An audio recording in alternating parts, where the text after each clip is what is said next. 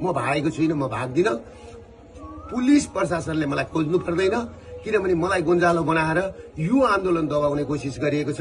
म सुरक्षित मात्रै बसेको, मलाई साफ भेटेको ठाउँमा गोली हाल्नु भन्ने प्रधानमन्त्रीको आदेश छ भन्ने कुरो मैले सुनेपछि म सुरक्षित मात्रै बसेको, मलाई साफ भेटेको ठाउँमा गोली हाल्नु भन्ने प्रधानमन्त्रीको आदेश छ भन्ने कुरो मैले सुनेपछि म सुरक्षित ठाउँमा बसेको छु। म भागेको छुइनँ। म नेपाल र नेपाली छोडेर म भाग्दिनँ। घटना कसरी भएको छ, पत्रकारलाई आगो कसरी लगाइएको छ, त्यो घर माथि कसरी बिहानैदेखि गएर चाहिँ पुलिस र सुरक्षाकर्मीहरू चढेका छन्। तर जुन घटना भएको छ त्यो घटनाप्रति म दुःख व्यक्त गर्दछु र जुन मान्छेहरू, जुन 5 जना मरेको खबर आएको छ, अहिले 2 जना मात्रै देखाएको छ, 1 जना पत्रकार भाइप्रति हार्दिक श्रद्धाञ्जली व्यक्त गर्न चाहन्छु र अर्को हाम्रो महर्जन भाइप्रति हार्दिक श्रद्धाञ्जली व्यक्त गर्न चाहन्छु र अरू 5 जनाको पनि तुरुन्त यिनीहरूले चाहिँ सार्वजनिक गरून्। त्यो भन्दै म सम्पूर्ण नेपाली दाजुभाइबाट म टाढा छुइनँ, म काठमाडौँमै छु।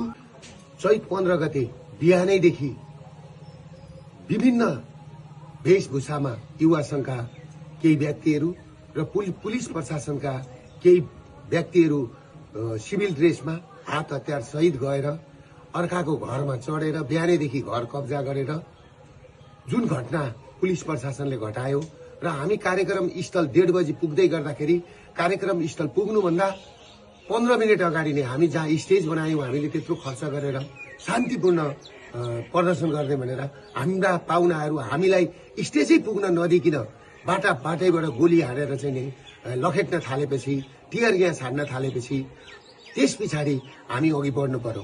म किन अघि बढेको भने सम्पूर्ण प्रहरी जवानलाई लागेको होला। म प्रहरीलाई जति माया गर्ने मान्छे म कोही छैन र दिन दुखीलाई माया गर्ने मान्छे म जतिको कोही छैन। प्रहरीलाई लागेको होला दुर्गा प्रसादले पेलो भनेर, तर मैले त्यहाँ पुग्दाखेरि के सुरागी पाएँ भन्दाखेरि त्यहाँ माथि छतमा साफ सुटरहरू बसेर मलाई टार्गेट बनाएको भन्ने मैले बुझिसकेको थिएँ। र अर्को कुरो के थियो भन्दाखेरि मेरो कानको छेउबाट गोली गयो। 3 कुनेमा पुग्दाखेरि, मेन ठाउँमा पुग्दाखेरि, स्टेजको छेउमा पुग्दा र म त्यस पछाडि मैले कुरो बुझिसकेपछि मेरो कानको छेउबाट गोली पनि गयो।